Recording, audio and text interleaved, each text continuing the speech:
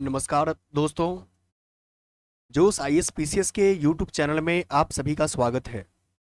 दोस्तों, आज हम लोग मेनली जो बीपीएससी बिहार शिक्षक भर्ती जो 7th फेज का एग्ज़ाम डेट बीपीएससी आयोग के द्वारा डिक्लेयर कर दिया गया है, जो आगामी 24 अगस्त 25, 26, 27 को होने वाला है। तो इसी संदर्भ में, क्योंकि आप जानते हैं कि किसी भी एग्ज़ाम हो या कोई भी चक्रव्यूह हो, उसके भेदन करने के लिए सबसे बड़ी चीज़ क्या होती है कि सबसे सटीक रणनीति होनी चाहिए। तो यदि मैं देखूं आज से, अगर अपने एग्ज़ाम डेट को लेकर के, तो मेरे पास 60 डेज बचते हैं और ये मेरा 60 दिनों की जो सटीक रणनीति की जो चर्चा है, इसी चर्चा के करीब में मैं सोचा क्यों ना मेरे पास जो न्यू बिगिनर्स हो, जो कुछ पहले से पढ़े हो या ना पढ़े हो, यदि आज से भी अपनी इस रणनीति के माध्यम से शुरुआत करे तो उन्हें सफलता पाने में कहीं से कोई दिक्कत नहीं होगा। इसी आधार को हम लोग आगे सिलेबस के माध्यम से भी देखेंगे। दोस्तों, इसमें बेसिकली पेपर 1 और पेपर 2 होता है। पेपर 1 अगर देखें तो भाषा खंड है। भाषा खंड जो है आप लोग अपने स्तर से बेहतरीन कर रहे हैं, मुझे विश्वास है।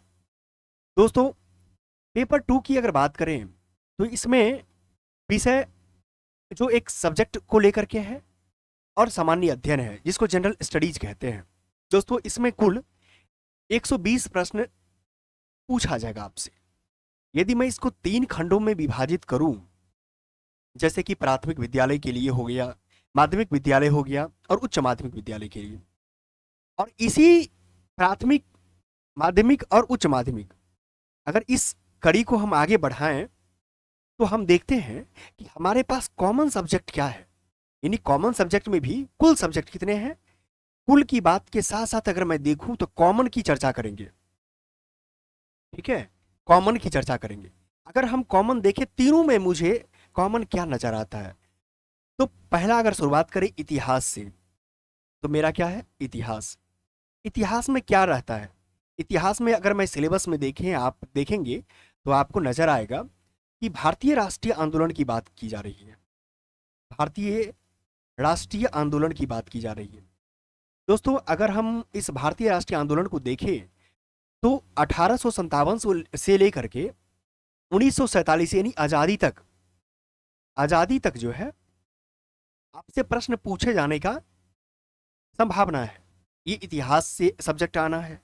दूसरा सब सिलेबस में मेंशन है भूगोल को लेकर के, कि आप लोग से भूगोल से क्वेश्चन पूछा जाएगा।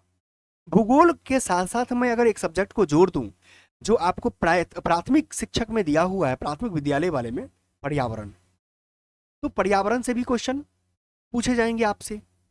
अगर हम देखें तीसरा, तो राजनीति शास्त्र से क्वेश्चन पूछे जाएंगे आपसे। ठीक है, जिसको पॉलिटी कहते हैं, राजनीति शास्त्र से क्वेश्चन आएंगे। अगर हम नेक्स्ट देखिए तो नेक्स्ट सामान्य विज्ञान, जो लिखा हुआ जनरल साइंस, सामान्य विज्ञान। ठीक है, सामान्य विज्ञान हो गया आपका। ये सामान्य विज्ञान में कहेंगे सर कहाँ से क्वेश्चन आता है, इसमें मैं लिख देता हूं फिजिक्स। ठीक है, जिसको भौतिकी कहते हैं, केमिस्ट्री, रसायन कहते हैं, और बायोलॉजी, जीव विज्ञान कहते हैं। ठीक है, आपको यहां से भी क्वेश्चन पूछे जाएंगे। अगर हम नेक्स्ट बढ़ते हैं तो सामान्य विज्ञान के बाद मेरे पास आ जाता है गणित का। गणित से, ये गणित से भी क्वेश्चन, गणित में साथ साथ अगर सामान्य मानसिक क्षमता की बात करें तो आपको मेंटल एबिलिटी टेस्ट, जिसको कहते हैं एक प्रकार का रीजनिंग, मैं कहता हूं रीजनिंग से भी क्वेश्चन आने की संभावना बन सकता है, क्योंकि सिलेबस में मेंशन है, क्योंकि बीपीएससी आयोग के द्वारा पहली बार एग्जाम ली जा रही है। और इससे पहले हम लोग एक जो टीचर्स का एग्जाम बीपीएससी के द्वारा करवाया गया था, उसको हम लोगों ने बहुत बारीकी से देखा था। आप भी जाकर के देख सकते हैं, प्लेलिस्ट में आपको मिल जाएगा प्रीवियस ईयर क्वेश्चन वाले में। नेक्स्ट अगर मैं देखूं, सामान्य जागरूकता। सामान्य जागरूकता, दोस्तों सामान्य जागरूकता हम किसको कहेंगे, सामान्य जागरूकता में क्या क्या आ सकता है। सामान्य जागरूकता में कह सकते हैं कि आपके राज्य से के बारे में जो जनरल ज्ञान की बात हो, या भारत के बारे में, या देश विदेश में जो सामान्य जानकारी है, इसको कहते हैं कि प्रथम। ठीक है, यहाँ से क्वेश्चन पूछे जाने की संभावना है। नेक्स्ट, अगर अंतिम दौर में देखें तो आपसे पूछा जाएगा करंट। ठीक है, ये करंट से क्वेश्चन आएगा, करंट अफेयर से क्वेश्चन आएगा। ठीक है, अगर ये मेरे पास कुल सब्जेक्ट हुआ जो तीनों के लिए काम आएगा, यानी प्राथमिक विद्यालय के लिए भी, माध्यमिक विद्यालय के लिए भी और उच्च माध्यमिक विद्यालय के लिए भी। ठीक है, हम लोग सब्जेक्ट को बारीकी से देख लिए कि हमको पढ़ना क्या है। ठीक है, अगर मुझे ये पता चल गया कि मुझे पढ़ना क्या है, तो हम लोग जो आज का जो मेरा टॉपिक है रणनीति को लेकर के, स्ट्रैटेजी को लेकर के, जैसा कि मैं शुरुआत में ही आपसे जिक्र किया कि कोई भी चक्रव्यूह को भेदने के लिए मेरे पास यदि सटीक रणनीति हो तो मैं बहुत आसानी से उस चक्रव्यूह के अंदर प्रवेश कर जाऊंगा। लेकिन अगर मेरे पास रणनीति सही नहीं है तो मुझे उस चक्रव्यूह को भेदने में कठिनाई का जरूर सामना करना पड़ेगा। आज उसी रणनीति के कड़ी में हम लोग आज समक्ष उपस्थित हुए हैं। देखते हैं आज इस रणनीति के अंतर्गत क्या हम लोग, दोस्तों इस 60 डेज को, 60 डेज को मैंने क्या किया है, 4 भागों में बांट दिया है। क्योंकि मेरा जो व्यक्तिगत अनुभव है सिविल सर्विसेज को लेकर के, मैं उस आधार पे मैंने क्या किया, 4 भागों में डिवाइड कर दिया। मैंने फर्स्ट डेज को रखा है 15 दिनों के लिए। इसमें आपको क्या करना चाहिए, अगर करेंगे तो क्या बेनिफिट होगा, ये भी मैं बात करूंगा। 15 दिनों के अंदर आपको क्या करना चाहिए, जो भी मैंने ऊपर सारे सब्जेक्ट को मेंशन किया है, एक बार संपूर्ण अध्ययन कर लेना चाहिए। ठीक है, एक बार संपूर्ण अध्ययन कर लेना चाहिए, जिसको हम कह सकते हैं फर्स्ट टाइम जो है, प्रथम बार आपने पढ़ लिया है। 15 दिनों के अंदर आप आज से रणनीति बनाएं अपने, मतलब अपने टेबल के आगे में, कि मुझे 15 दिनों के अंदर ये सारे सब्जेक्ट को एक बार कम से कम पढ़ लेना है ब्रीफली। ठीक है दोस्तों, आप कहेंगे कि कहाँ से पढ़ना है सर, इसके लिए बुक लिस्ट कहाँ से आएगा, क्या सोर्स क्या होगा। मैं आपको इसके जस्ट अगले वीडियो में मैं बात करूंगा कि क्या मेरा इस रणनीति को कवर करने के लिए मेरा कौन सा बुक लिस्ट होना चाहिए, क्या मेरा किताब होना चाहिए, मैं इस पर भी बात करूंगा। ठीक है दोस्तों, दूसरा पर देखते हैं कि आखिर इस 15 दिन, अगर मान लिया जाए 15 दिन आपका क्रॉस कर गया, आपने ये चीज कर लिया, तो नेक्स्ट 15 डेज आप क्या करेंगे, आप इसी जो पढ़ा हुआ चीज है आप इसको रिवीजन में डाल देंगे। क्या करेंगे, रिवीजन में डाल देंगे। ठीक है, रिवीजन में डाल देंगे। इससे क्या होगा कि आपका एक बार तो आपने ऐसे पढ़ा, एक बार रिवीजन कर लिया, यानी कि आपका सेकेंड टाइम आपने क्या कर लिया, पढ़ लिया है अपनी पूरी सिलेबस को आपने क्या कर लिया, पढ़ लिया है। फिर क्या करना है, आपका 1 महीना में, यानी 30 डेज आपका क्रॉस हो चुका है। नेक्स्ट 30 डेज बचता है, एग्जाम से 1 महीना ही है। आपके पास और रिगरस स्टडी करने होंगे, टाइम टेबल बढ़ाने होंगे, पढ़ने के जो अपनी जो स्टेमिना है उसको बढ़ाने पड़ेंगे।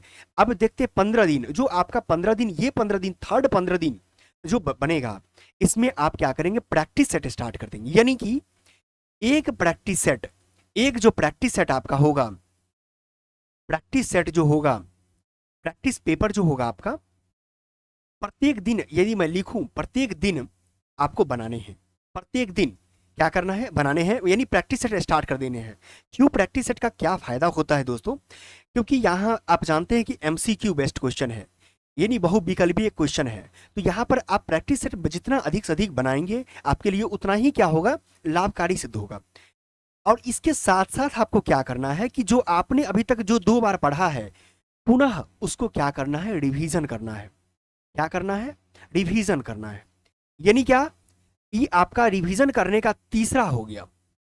यानी आप देखिए कि साथ साथ आपने क्या किया, पहला बार पढ़ लिया, दूसरा बार पढ़ लिया, और तीसरा बार आप इस 15 दिनों में क्या करें। और जैसे जैसे दोस्तों आप जब ये टाइम टेबल आपका बढ़ेगा तो ये क्या होगा, समय कम लगेगा, आपको पढ़ने में समय कम लगेगा। और ये जो प्रैक्टिस सेट आप देंगे इसका भी क्या करना है, रिवीजन करना है आपको।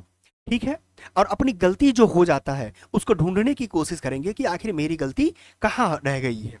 नेक्स्ट देखते हैं दोस्तों, नेक्स्ट जो मेरा लास्ट का 15 डेज रहेगा, यानी एग्जाम से 15 दिन पूर्व आप क्या करेंगे वो मैं बात कर लेता हूँ। टोटली क्या करेंगे आप, एक जो प्रैक्टिस सेट बना रहे हैं इसको क्या करेंगे, रेगुलर बेसिस पे आप कंटिन्यू इसको क्या करेंगे, चालू रखना है। क्या करना है, कंटिन्यू चालू रखना है। ठीक है, ये पेपर आपका कंटिन्यू प्रैक्टिस पेपर प्रत्येक दिन यानी चालू रहेगा।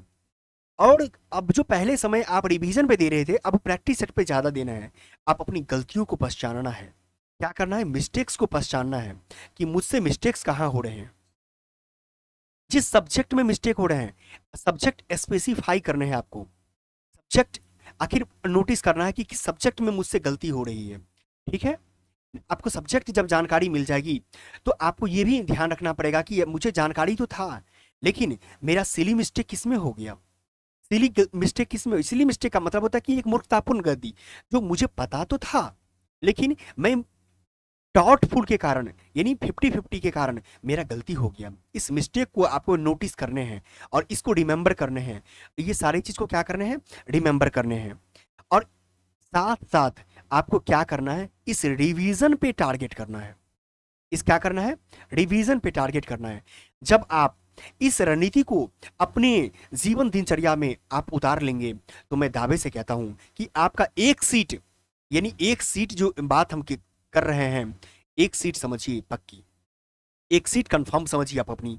क्यों, क्योंकि आपके पास 60 दिन, क्योंकि दोस्तों ये ऐसा एक गोल्डन अपॉर्चुनिटी है, खासकर बीपीएससी के द्वारा, बिहार सरकार के द्वारा शिक्षकों की भर्ती के लिए 7th फेज में ऐसा अपॉर्चुनिटी दोबारा नहीं मिलेगा। इसीलिए आप आज से ही कमर कस लीजिए और अपने 60 दिनों को, बाकी सारे काम को छोड़ दीजिए और ये 15 दिन के काम को, ये जो 60 दिनों का जो मैंने दिनचर्या दिया है आपको, 60 दिनों का जो रणनीति दिया है, सटीक रणनीति 4 भागों में डिवाइड करके उस रणनीति को आप पालन कर लीजिए। देखिए आपका एक सीट कंफर्म हो जाएगा। दोस्तों ये तो मैंने आज रणनीति के बारे में जिक्र कर लिया। इसी के साथ मैं अगले वीडियो में आपके साथ मैं ये जिक्र करूंगा कि मेरा क्या, इसके साथ ही मेरा क्या होना चाहिए, मेरा बुक लिस्ट क्या होना चाहिए, यानी बुक लिस्ट क्या होना चाहिए, यानी मैं बात कर रहा हूं सोर्स क्या होना चाहिए।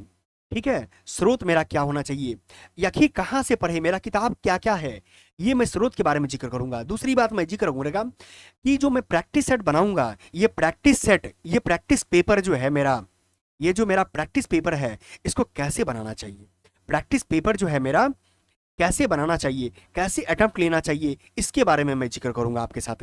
ठीक है दोस्तों, तो इसी के साथ मैंने आपके साथ इस तरह से मैंने बात कर लिया कि किस प्रकार से मुझे एक रणनीति बनानी चाहिए, 60 दिनों की रणनीति करनी चाहिए और इस रणनीति को कैसे पालन करना चाहिए 4 भागों में डिवाइड करके। आगे वीडियो में हम लोग बुक स्रोत देख लेंगे कहाँ से पढ़ना चाहिए और प्रैक्टिस पेपर को कैसे डील करना चाहिए। इन माध्यम से अगर हम पढ़ते हैं तो निश्चित रूप से हमारी सफलता में कोई बाधा नहीं आएगा।